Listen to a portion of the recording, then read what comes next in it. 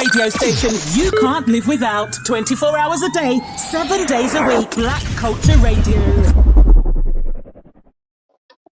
Yes, yes, yes.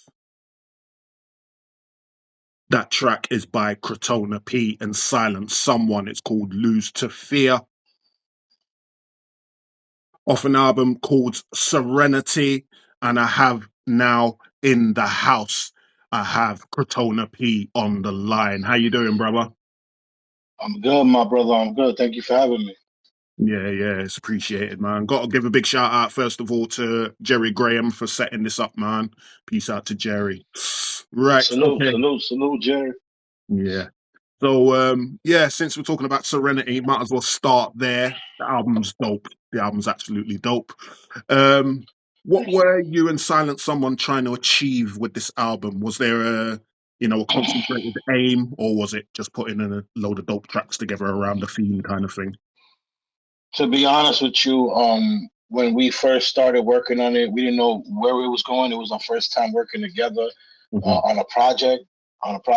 We had worked previously on a project I had with another rapper from the Bronx called Mike Titan, and we did an album called This Is the Place, and he produced about 3 tracks on that album, I think 3 or 4 tracks on that album. So we built a working relationship from that point. And right after we finished working on that album, he sent me the beat for the song Introducing, the first song on the album. And the song had my name in it. He had it it was tailor-made for me. So I'm like, all right, cool. I like the beat. I like the way it sounded. So I said, just give me a little bit of time, because I was working on another project at the time with King Bandolero and the No Face crew out in Toronto. And I told him as soon as I'm done with that, I'll get to work. You know what I mean? And I worked on the Introducing song shortly after. Sent it to him. He liked it. He started sending me beats with hopes that we would work on an EP. But you know how it is when rappers and producers get together. They start sending, and they turn from an EP to nah, let's do an album. You know what I mean? So that's pretty much that's how that turned out the way it was. But we had there was no a clear picture or view of where we was taking it. That came within as I was writing the album. I was dictating where I was going to take it. Right. Okay. Yeah, that was going to be one of my questions, whether you just came together for a couple of tracks and it turned into an album, but you've answered that for me. Thank you very much.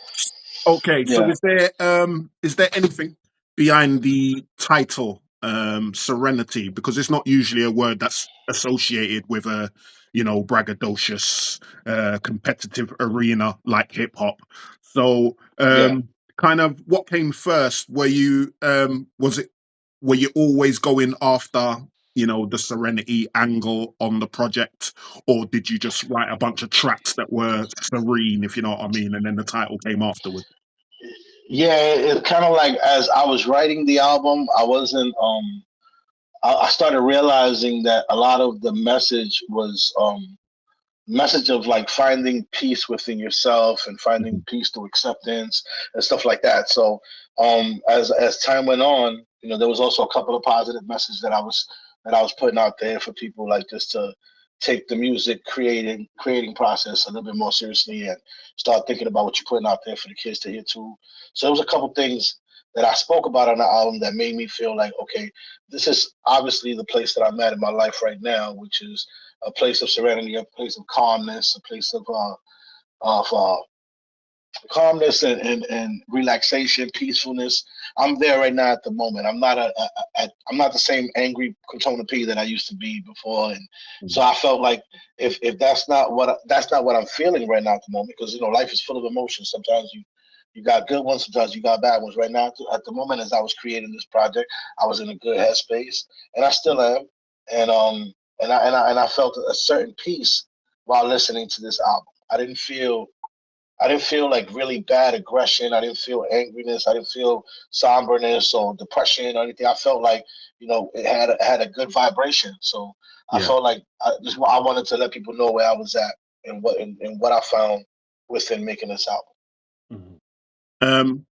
You're saying about your different feelings, like a lot of the stuff that you've done before, has been around a time when you're, feeling angry or whatever. Was writing your sort of way of working through those negative emotions, or are you able to write whatever mood you're in? I'm able to write whatever mood I'm in. I'm a writer, man, first and foremost. So if you bring me if you bring me a song and there's a topic on a song, I know how to reach inside and pull that out if I have to pull it out. I've Mhm. lived enough in my life that I know what those feelings feel like. So, if I whatever the project is presented to me, if it's with someone else, I know how to fit things properly. I don't like to sound over here on the right and you over here on the left, and we're not meeting halfway in the middle. Mhm. But if it's for myself, I let the pen flow. I let the pen flow, and whatever I'm feeling, it comes out. You know what I mean? Right. Okay. So if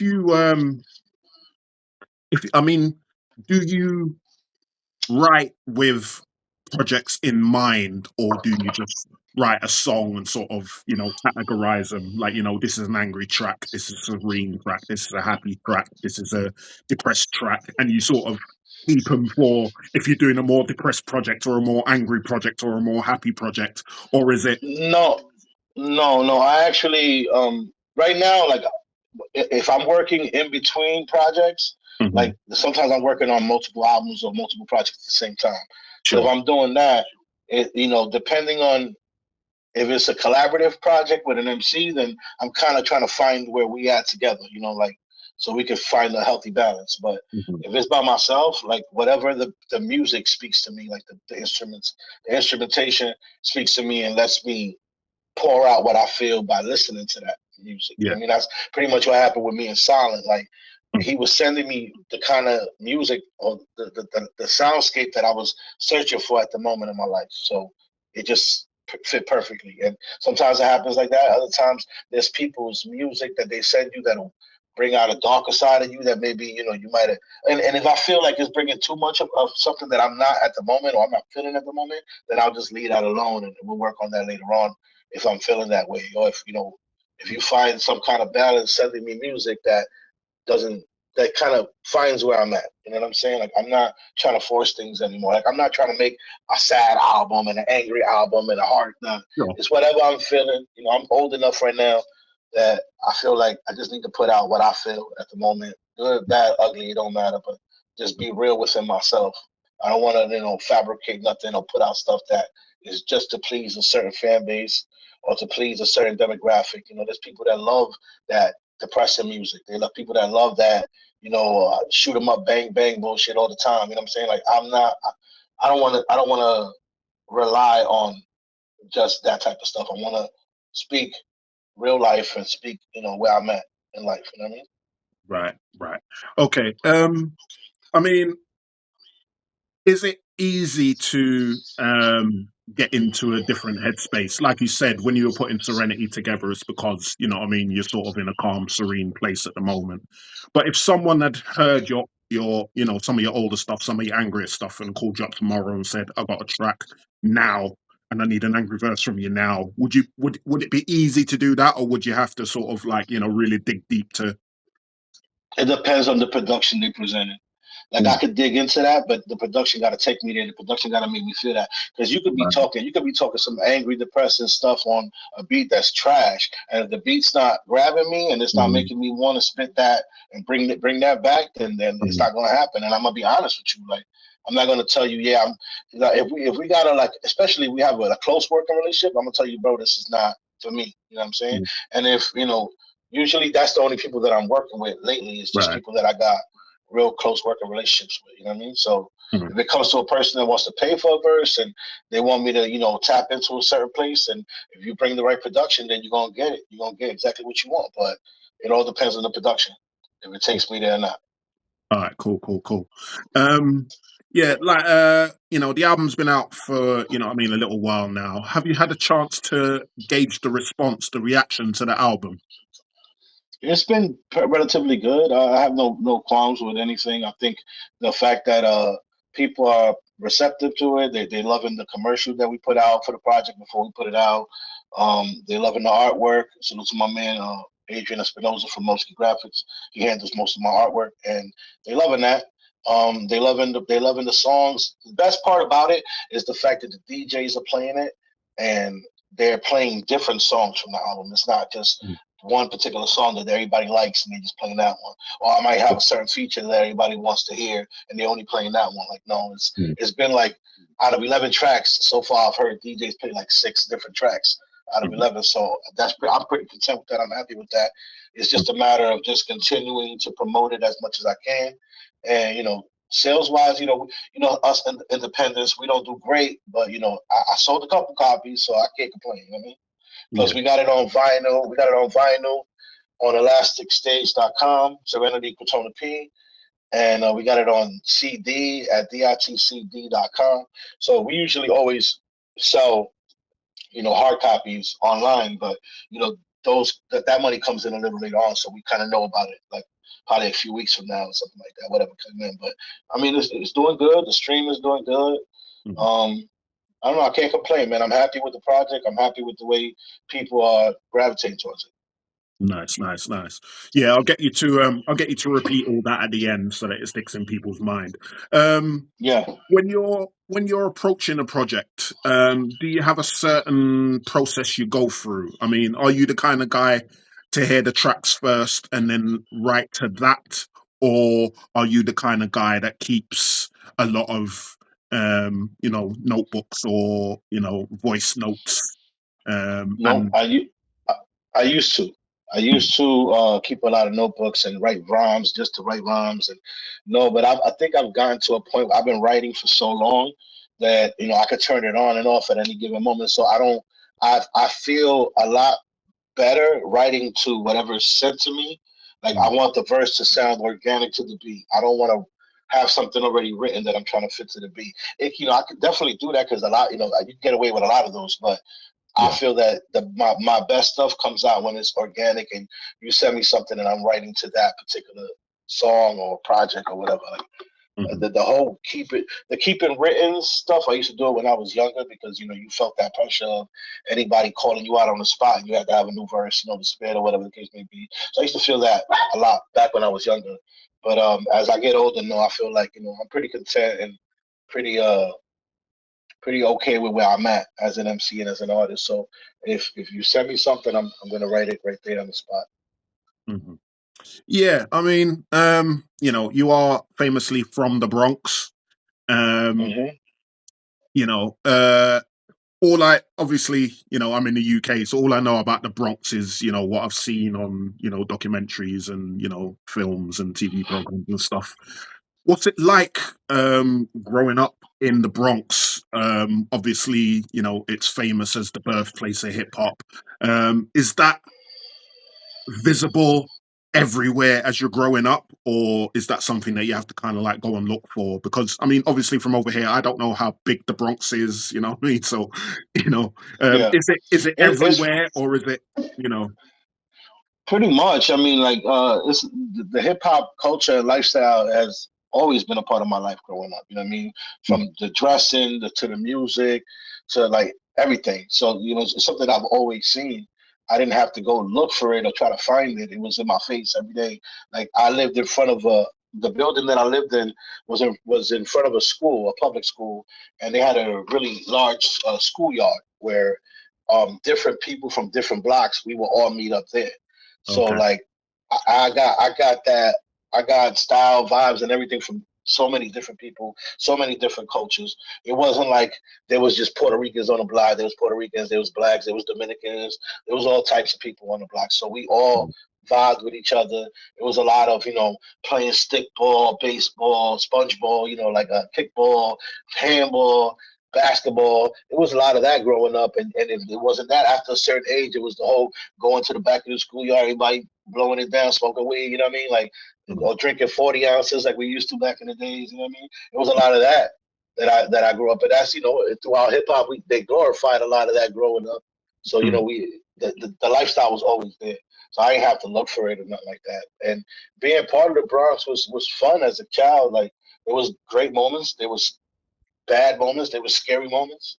You know, there were happy moments. But it's all part of growing up in an environment where, you know, it's a lot of poor people. So everybody's trying to get it however they can. So but I mean, it was great. It was great. It was great growing up in the Bronx. I don't live there at the moment. I live in Rochester, New York, which is 5 hours from the Bronx. Yeah. But I touch down home whenever I get a chance to go see my mom, and Mm. she was good over there. Yeah.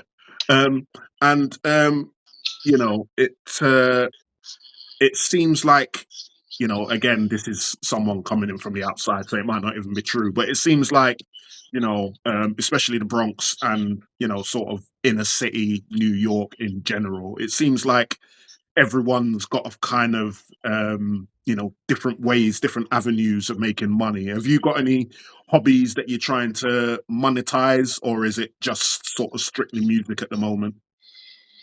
I mean, it's music, and I work a 9 to 5. You know what I mean? Mm, I'm not home chilling making music all day. I work Monday through Friday, 8 to 4:30. You know what I'm saying? I work at a gun manufacturing company, and we basically have to build guns and send them to other companies for them mhm, to add extra stuff on it. We deal with a lot of the plastics, so that's what I do for a living. And if I'm not doing that, I'm doing music. And right now we're working. I used to be part of a radio show called Rock City Radio, and I was one of the hosts on the show. That actually is no longer a thing right now. But me and one of the members for the show have been speaking on starting up something to basically go online live, like at least like once a week, and start it up maybe the same kind of format that we had, just a little bit small, like shorter format, instead of like we used to do about close to 5 hours every Friday or Saturday, mm, depending on the day that we was on. But like we're trying to do it in a shorter format, and just me and him, and maybe a few people bring, a lot of the MCs that we know, and just chat it up the same way we used to. We used to do live listening parties.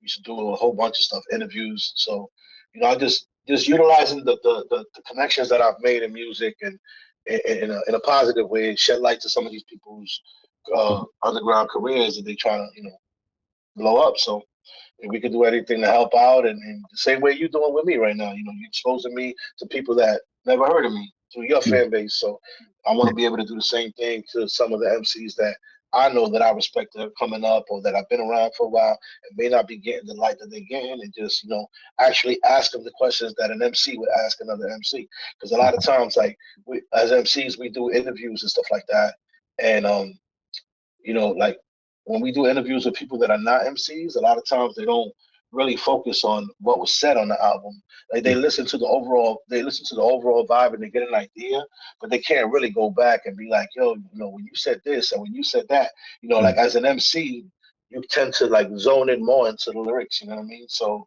like I think that part of me and Mr. Ripley helps out a lot, because we listen to MCs because we know how much it means to us, people to listen to us. yeah.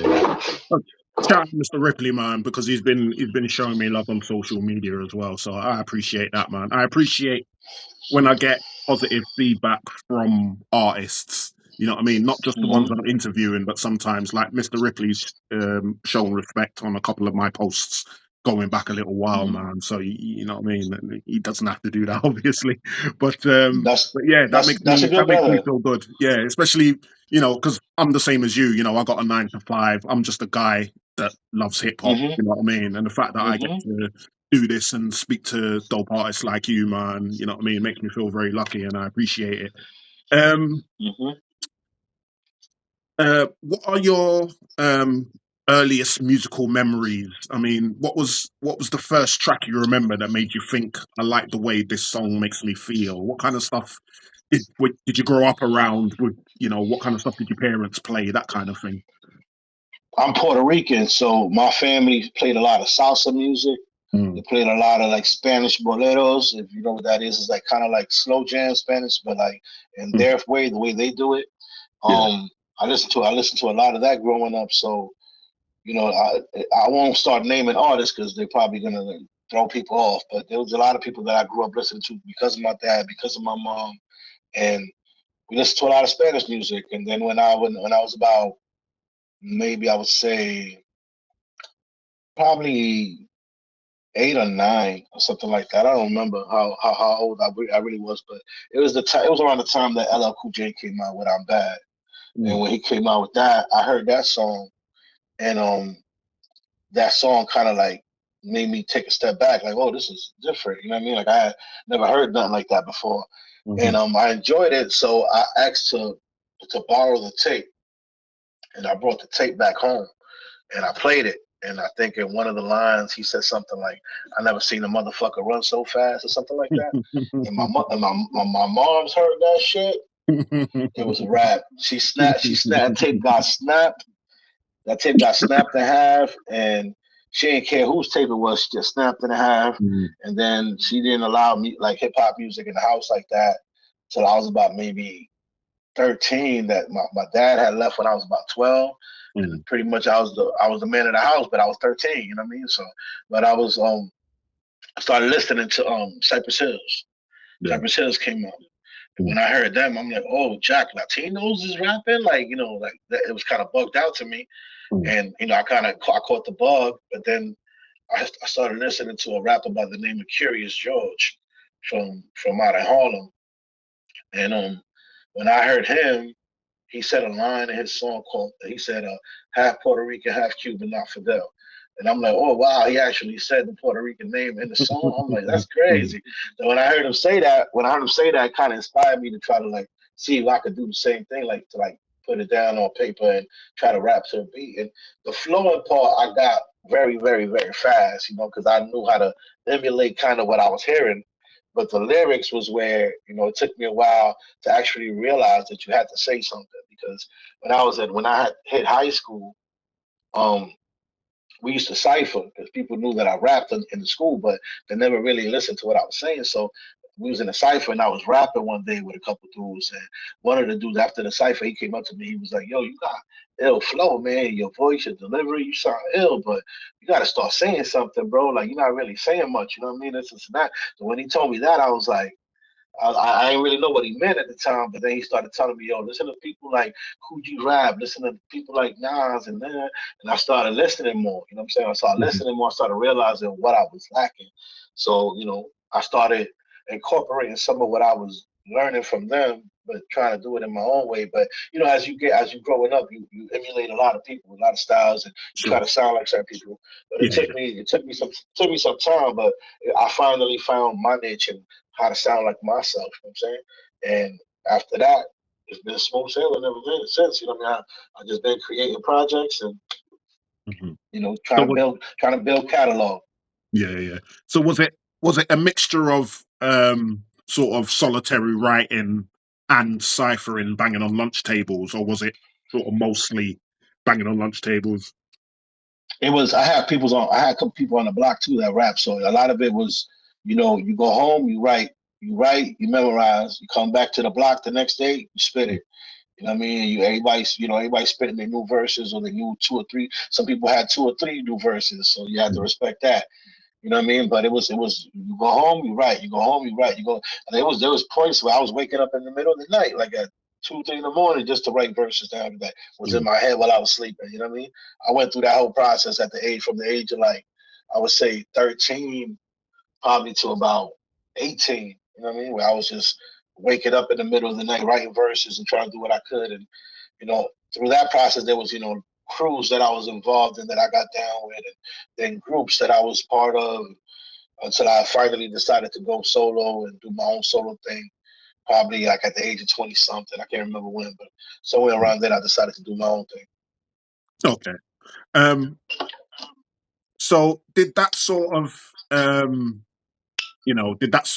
grounding in the game, was there ever a time you kind of felt that, obviously, you're from the Bronx, there's all these famous stars from the Bronx, these people can rap, you know what I mean? Was there ever a time where you thought, sort of not intimidated, but you know what I mean? Kind of like, how am I going to match up to these dudes that I admire? Or did you always have that confidence? Like, do you know what I mean?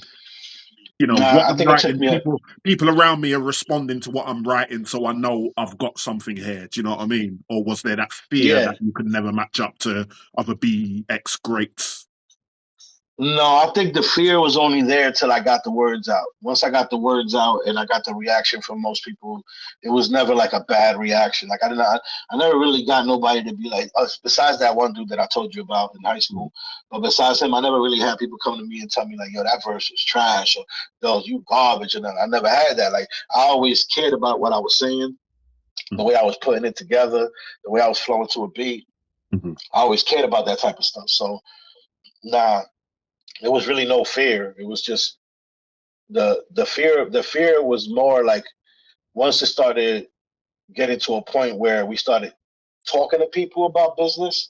That's when the kind of the fear came in, because it was like unfamiliar territory. You know what I mean? So. Yeah. And then you hear so many horror stories about contracts and stuff like that. That once you started talking to people about stuff like that, that's when it became like a little weird, you know. And there was more fear. There was more fear being taken advantage of. Yeah, yeah. Now, I know the answer to this question because, you know, I've heard of this place, and anyone from the BX or knows the BX knows the answer to this question. But to the people that don't know, just explain to everyone how you came up with your name and why you chose it. My name is Crotona P, and I came up with the name probably in my 20s because I went through a bunch of different names growing up. You know what I mean? Like when I was part of groups, I had different names, but the Crotona P stuck about 20, I would say 25 maybe. That's when I decided to just say, you know, this is my block. I live on Crotona Ave, East 179th Street. Out of the Puerto Ricans that was rapping, there wasn't too many. So I kind of consider myself like the pride of the block, you know what I'm saying? And I felt like whenever we did like music, whenever we went to do shows, like the block really got behind us and showed us love. So I just, I took the Crotona, I added the P, which stood for pride, and that's what it's been. It's been Crotona's pride ever since. Crotona pride. Okay, that's cool, man. And every. All right, it's man. just a part of the Bronx. It's just a part of the Bronx. Part of the Bronx. Crotona Avenue, East 179th Street is where I grew up at. That was the block. You know what I mean? So I just kept the name, especially when I moved to Rochester. It meant a lot to continue to keep the name. So to rep where I'm from. You know what I mean? All right, cool. So, like I say, Serenity is just dropped. I mean, it sounds from what you were saying earlier, you're a pretty prolific guy when it comes to writing. Like you've always got an idea of your head and something to write. Do you have any opinion on the way the game is now? Because I asked this of everyone that I interview. Like, you used to be able to release an album and you used to be able to sit on it for a couple of years and sort of ride that wave. Now everything's instant. Do you buy into sort of dropping often and sort of keeping your name in people's mouths, or are you sort of from the older school where you'll drop Serenity and then you'll just ride Serenity until something else drops? Or will there be something dropping like very soon, if you know what I mean? No, not very soon. I'm working right now on other stuff, but I'm taking my time with it because I really do want to give this project as much push as I possibly can. I believe in it that much. So I'm not gonna just jump into putting something else out right now at the moment. I think sometimes that cheapens a little bit what you do or what you just put out.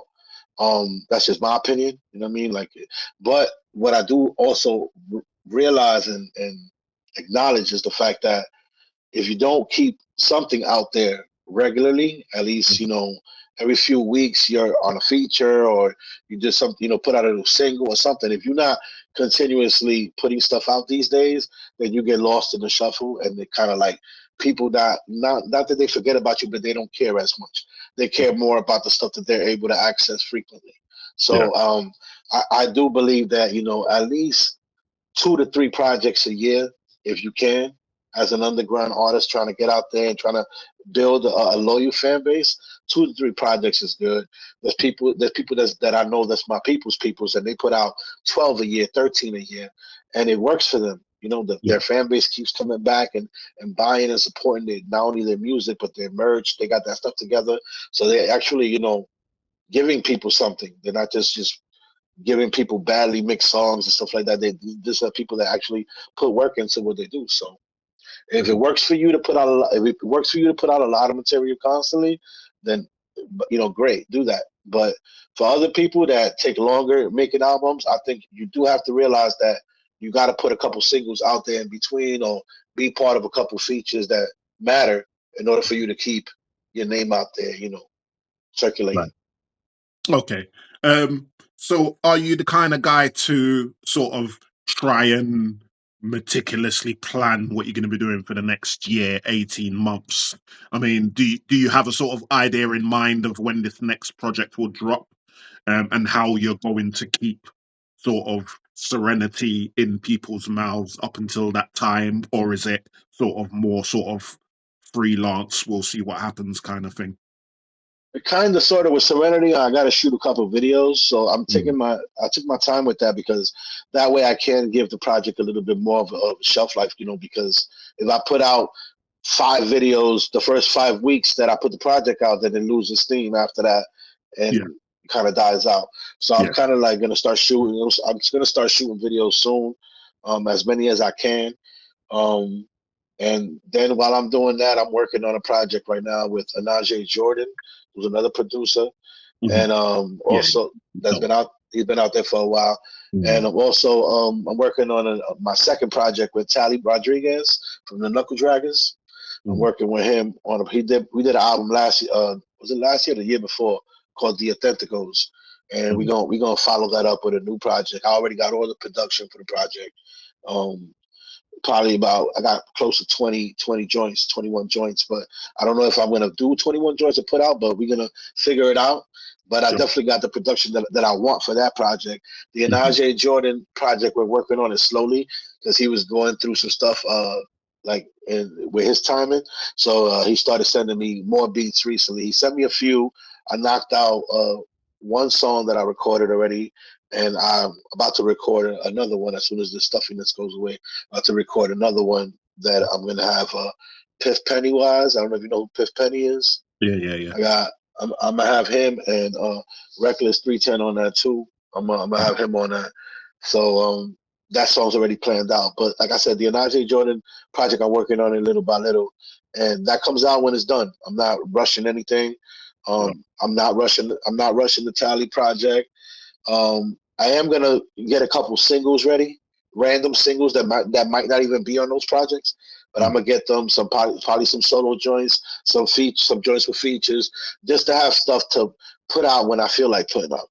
You know what I'm saying? If there's no project coming out within 3 months of each other, then I'll throw a couple joints in between, because you got to feed these underground DJs. You got to feed them if you want to continue to have your name out there, and continue for them to care about what you're dropping. You know what I'm saying?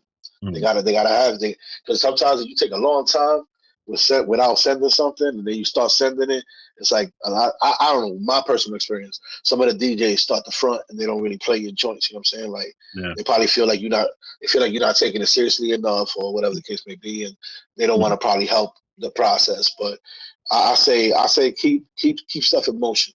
If I can give any advice to anybody.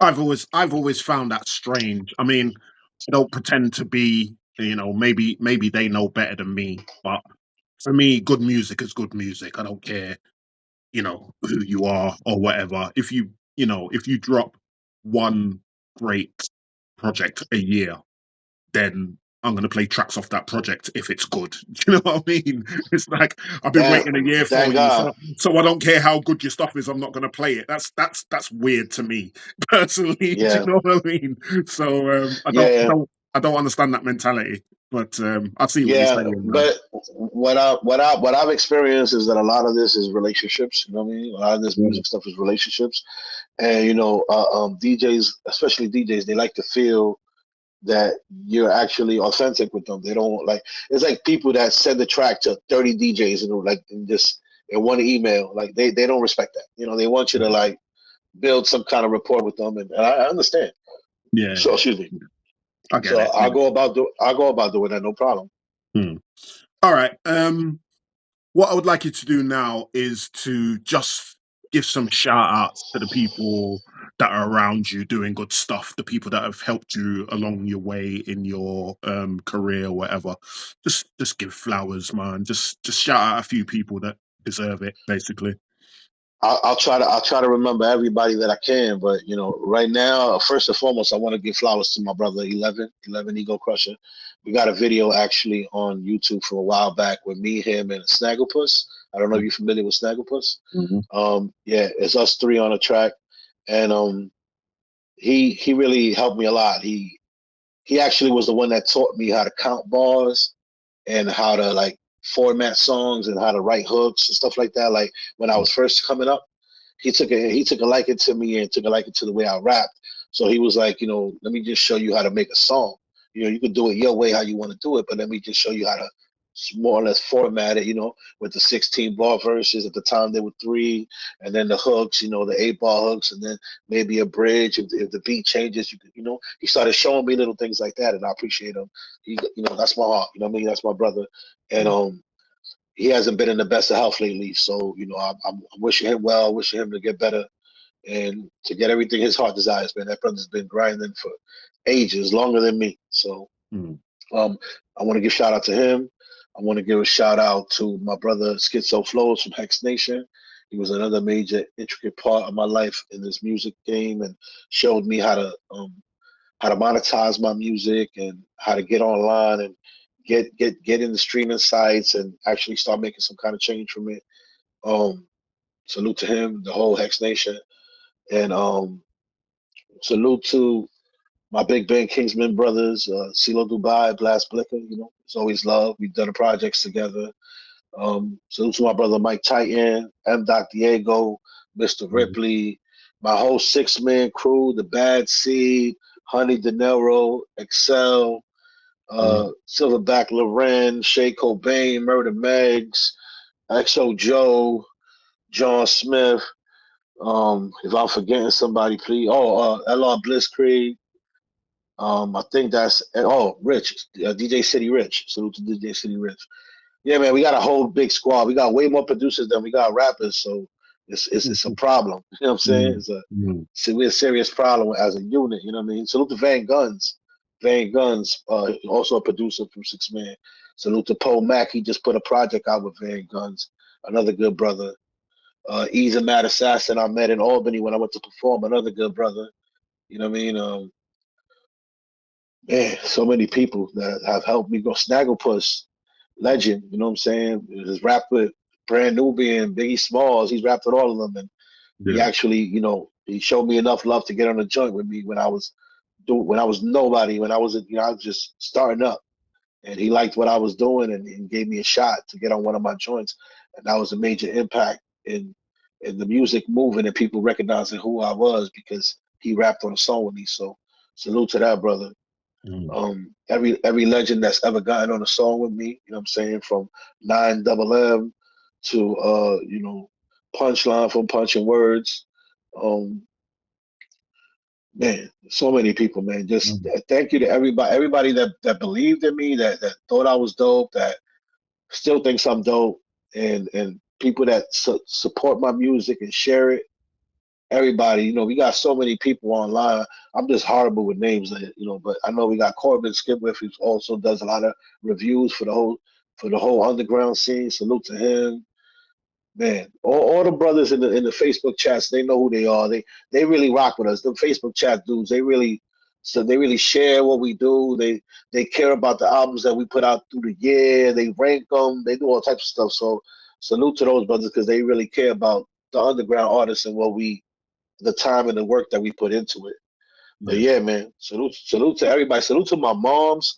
Salute to my girl. Salute to my dog. Salute to everybody, man. You know what I mean? Yeah. That's cool. My kids, yeah, especially my kids. Yeah, man. There's a lot of good stuff coming out of that 6-man camp, man. I've been on the Bad Seed for a few years, and Honey De Niro. I played a couple of her tracks a couple weeks ago, man. She's dope too, man. Murder Megs and everybody else, man. Yeah, that 6-man. Yeah. We got a team full of killers, man. We got a team full of killers, man. Like everybody get busy. Everybody get busy in that squad. So I'm honored to be a part of the squad. Salute to XL. I think he has a battle tonight. He's battling on that Easy to Block Captain and Cassidy battle. He's gonna be on that card tonight. If I'm thinking of tomorrow. I'm not sure if it's tonight or tomorrow. But yeah, salute to him, man, and good luck. I hope he wins and smash this dude over there. You know what I mean? Yeah, just go over again. You were saying all the ways that Serenity was available just before we start wrapping up. Just tell everyone where they can find you and find Serenity and physical copies and all that stuff. Well, you can find Crotona P at Crotona P BX on Instagram, on Facebook. If you want to do any kind of business, hit me at crotonap@gmail.com. Or you can hit up XO Joe, who her name is Johanna, Johanna, XO Joe. I forget her last name, but I got to remember that because I do. She's also handles a lot of the 6-man business and our collaborations, features, and stuff like that. So you can contact her, or you can contact me through Gmail. You can get the album on Bandcamp, Serenity. You can get it on Crotona P Bandcamp. You can stream it on all digital streaming sites. You can get it on CD at ditcd.com, and you can get it on vinyl at elasticstage.com, Crotona P Serenity. Nice. Right, Crotona P, it has been an absolute pleasure. Thank you for your time. Like you said, Likewise, the album is likewise. out there, man. Go listen to it, man. It is absolutely dope. Just before we came on, I played Lose to Fear. I'm about to play Words I Speak. So I will let you get on with your day. And yeah, absolute pleasure. Thank you for your time, Crotona P. BX. Salute, my brother. Thank you. Thank you for your Peace. time.